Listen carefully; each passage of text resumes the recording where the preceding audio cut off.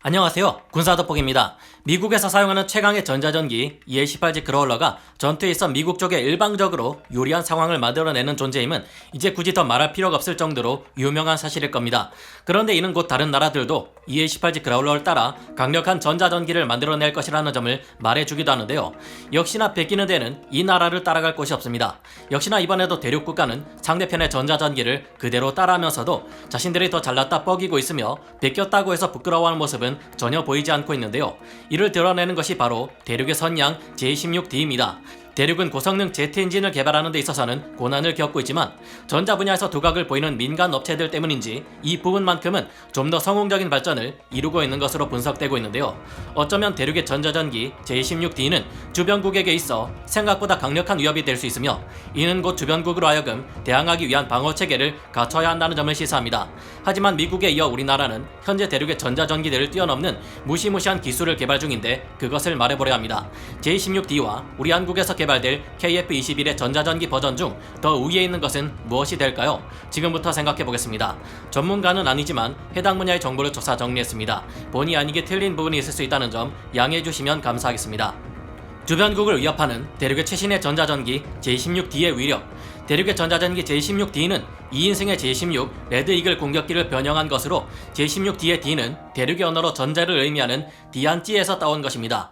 J-16 레드 이글은 러시아의 수호이 30 MKK 플랭커를 기반으로 한 대륙의 J-11 전투기를 F-15E 스트라이크 이글을 컨셉으로 개량한 전투기인데요. 대륙판 F-15E라 불리는 J-16 레드 이글은 성능이 꽤 만족스러운지 남부 전구에 실전 배치되어 대만에 상당한 위협이 되고 있습니다.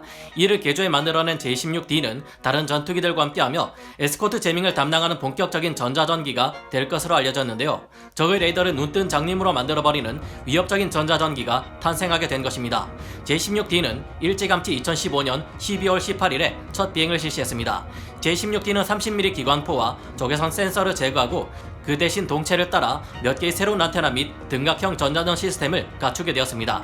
전자전을 위해 더욱 진보되고 크기가 큰 에이사 레이더를 탑재하기 위해 J-16D에서 레이더가 들어가는 레이더홈 부분은 재설계되었고 무엇보다 새로운 전자전 포드가 탑재된다는 점이 눈에 띕니다.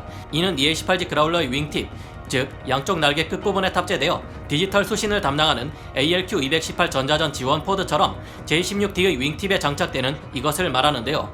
EA-18G의 윙팁 부분과 전방 동체 및 후방 동체에 탑재되는 ALQ218V2 수신 시스템은 넓은 수신 주파수 대역폭을 작은 대역으로 나눠 신호를 잡음으로부터 분리하는 역할을 합니다. 이것들은 적이 발산하는 레이더의 주파수를 분석하고 그 위치가 어디에 있는지 파악하는 데 큰 도움을 주는 것으로 알려져 있는데요.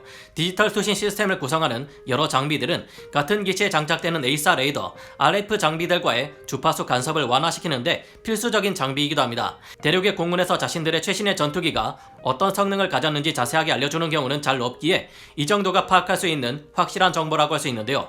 하지만 J-16D가 EA-18G 그라울러처럼 디지털 수신부를 가지고 있다는 것은 기체 여기저기의 다른 전자전 시스템들을 갖추고 있다는 것을 말해주고 있으며 이는 곧 J-16D가 주변국의 전투기들이나 방공망들이 가진 레이더를 교란하거나 공격해 파괴하는 능력을 가지고 있다고 추측할 수 있습니다. J-16D가 이 기체의 전파를 교란시키고 레이더를 방해하는 기능을 극대화시켜주는 또 다른 전자전 장비를 탑재하고 있을 경우 J-16D는 방해 전파를 발신하는 제머와 대레이더 미사일까지 사용해 상대편의 레이더를 공격할 수 있을 겁니다. 그렇다면 J-16D는 날개와 동체 아래에 두세 개의 제밍 포드를 장착할 수 있을 것이며 이 각각의 포드들은 각자 다른 레이더 주파수에 대비해 최적화되어 있을 텐데요. 이 제밍 포드들은 아마도 능동형 전자주사식 위상배열 에이사 기술 또한 사용할 것으로 추측되고 있습니다. J-16D가 여러 개의 전자전 장비를 탑재한다 해도 최대 중량치까지 무장을 탑재한다면 나머지 6개에서 10개의 하드포인트에 기본 무장을 장착할 수 있을 것으로 보입니다. 필시 이 무장들 중에는 적의 레이더를 노리는 대레이더 미사일이 장착되겠죠.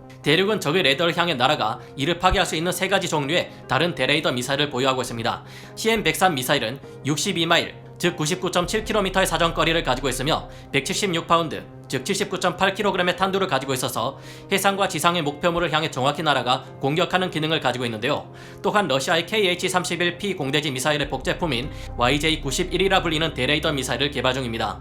이 미사일의 원본이라 할 수 있는 KH-31P 미사일은 약 80km에서 200km에 이르는 사거리를 가지고 있으며 대함 미사일, 공대공 미사일, 대레이더 미사일 등의 파생형이 있습니다. 이를 복제해 만들고 있는 대륙의 YJ-91 미사일 또한 원본처럼 대함 미사일로도 사용 사용 가능할 것으로 보이며 문제없이 개발된다면 사거리는 조금 더 늘어날 것으로 전망되고 있는데요.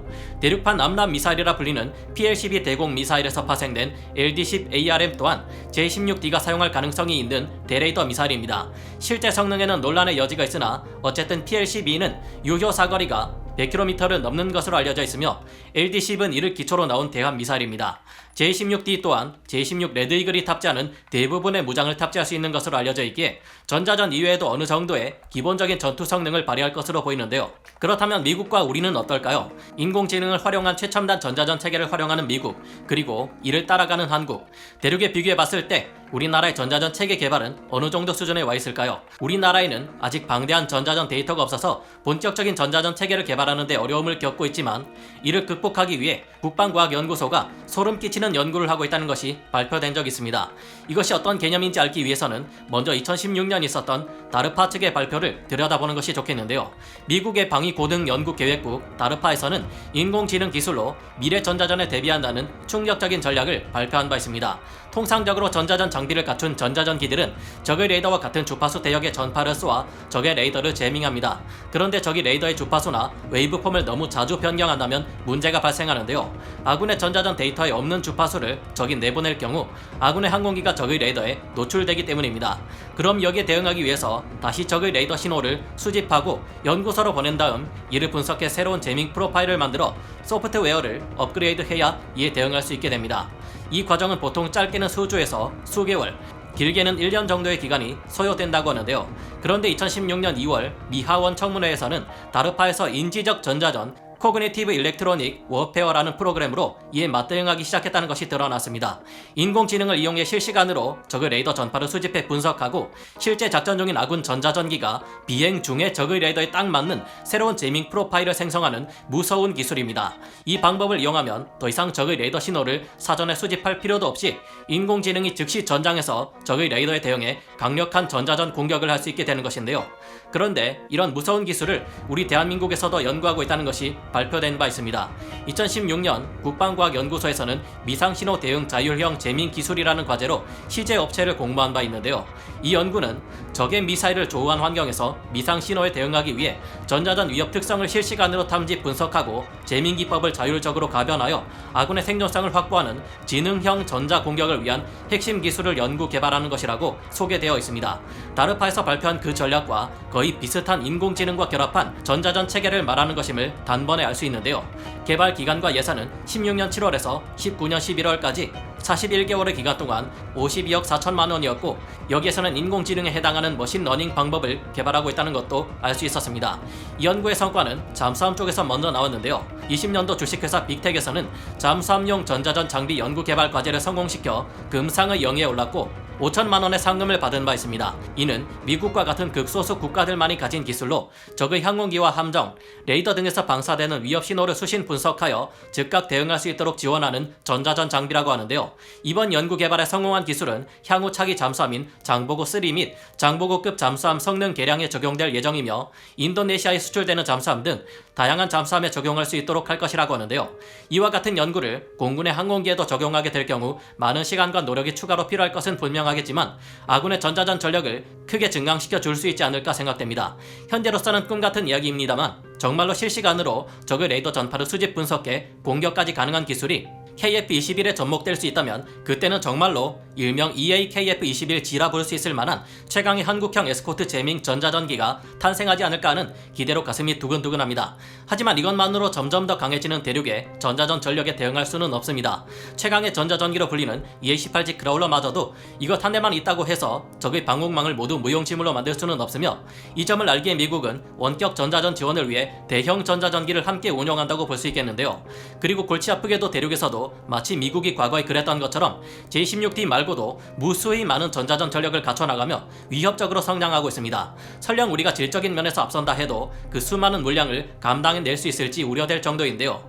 다음에 기회가 되면 이에 관해 좀 더 알아보고 왜 우리가 우리 스스로의 전자전 전력을 평가함에 있어 냉정해야 하는지 생각해봐야 할 듯합니다. 오늘 군사 돋보기 여기서 마치고요. 다음 시간에 다시 돌아오겠습니다. 감사합니다. 영상을 재밌게 보셨다면 구독, 좋아요, 알림 설정 부탁드리겠습니다.